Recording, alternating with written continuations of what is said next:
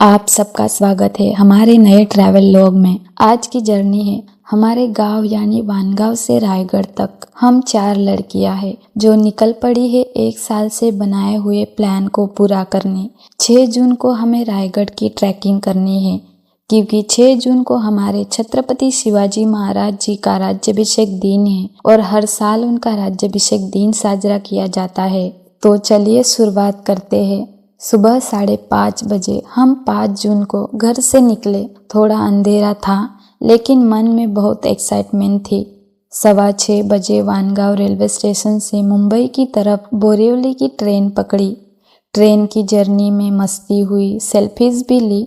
सुबह के करीब 10 बजे हम बोरिवली पहुंचे। वहां से तुरंत महाड़ की बस पकड़ी। बोरिवली से महाड़ जाने के लिए बस से 5 या 6 घंटे लग जाते हैं। बस की जर्नी भी कम खूबसूरत नहीं थी। रास्ते में पहाड़, जंगल सब कुछ था।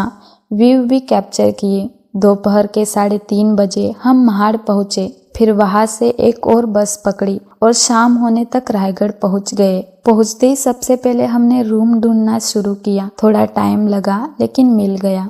रूम में आते ही फ्रेश हुए और फिर रायगढ़ के नीचे ही घूमने निकल पड़े। रायगढ़ के नीचे वाला व्यू भी कम सुंदर नहीं था।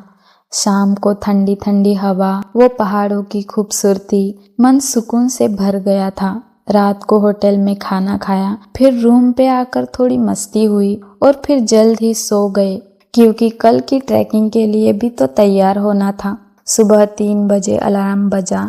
सब उठ गए, रेडी हुए। चाय पी के सुबह के करीब 5:30 बजे हमने ट्रैकिंग शुरू की। जब हम रायगढ़ की चढ़ाई कर ही रहे हैं तो चलिए थोड़ा इस किले का इतिहास भी जान लेते हैं। रायगढ़ वो किला है जहाँ छत्रपति शिवाजी महाराज का 6 जून 1674 को राज्याभिषेक हुआ था। यही से उनका हिंदवी स्वराज्य पूरा हुआ। ये वो किंग थे जिन्होंने मराठा रियासत को एक नई शक्ति दी। रायगढ़ यानी छत्रपति शिवाजी महाराज की राजधानी। छत्रपति शिवाजी महाराज ने इस किले को इसलिए चुना था क्योंकि यहाँ से पूरी कोंकण की सुरक्षा की जा सकती थी। 6 जून 1674 वो ऐतिहासिक दिन था जब छत्रपति शिवाजी महाराज का राज्याभिषेक हुआ। यही रायगढ़ के दरबार में वो छत्रपति बने, यानी एक स्वतंत्र हिंदू किंग जिनका सपना था हिंदवी स्वराज। यही से छत्रपति शिवाजी महाराज ने मराठा साम्राज्य की नींव रखी।